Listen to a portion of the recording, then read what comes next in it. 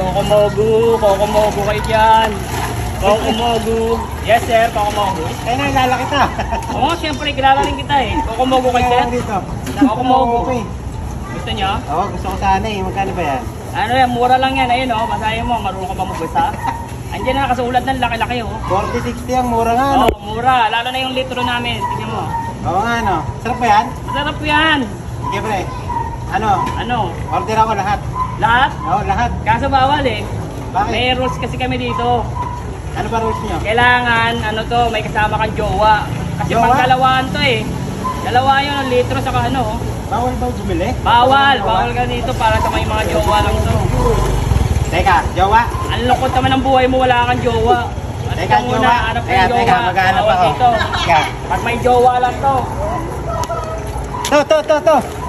Jowa ba ako? Meron na akong jowa. May jowa ka kagad ah.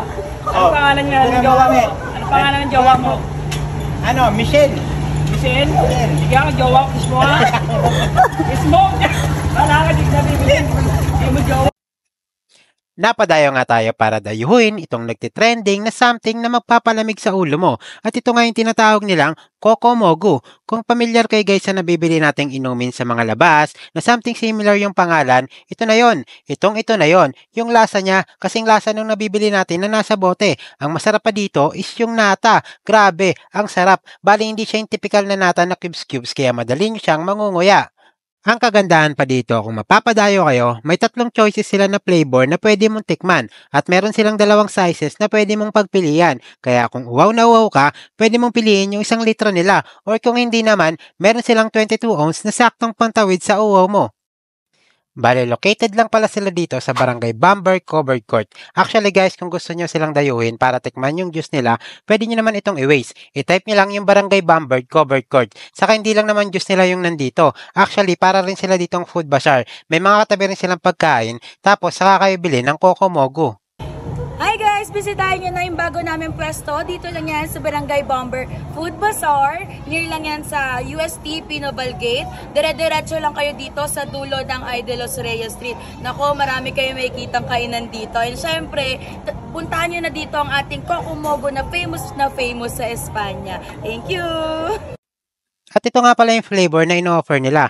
Meron silang grapes, strawberry, at lychee. And guys, dumayo tayo dito sa nagtitrending na Kokomogu na refreshing na drinks. Bali dito lang pala yan sa Barangay Bamber near UST Espanya. Ayan, tignan natin yung bestseller nila na grapes.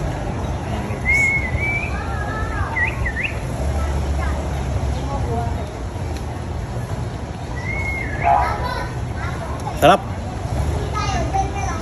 Pag uminom ka nito, napaka-refreshing.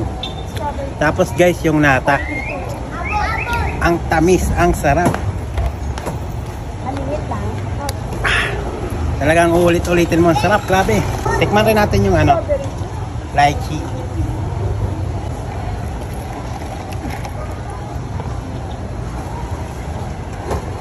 Sarap ba? Lasang-lasa mo yung lychee talaga. Lychee. Iba karamihan pag may bili ka sa mga labas, parang flavor lang ng lychee. Ito, lychee talaga. Pag mamili ka ng prutas, lychee. Tapos yung nata, the best. Sarap. Ayan, tapos guys, tikman natin yung strawberry flavor. Sarap rin. Napaka-refreshing guys. Pag bumili ka nito, 1 litro, hindi ko kaya ubusin to eh. Pero pwede nyo naman unti-untiin. Ayan, sarap. Ayan mo, strawberry. Ito na ata yung favorite ko eh. Ito yung masarap para sa akin. Pero halos lahat naman sila masarap. Ayan. So paano? Manonood ka na lang ba? Tikman nyo na at dayuhin itong kakaibang kanto style na Kokomogu.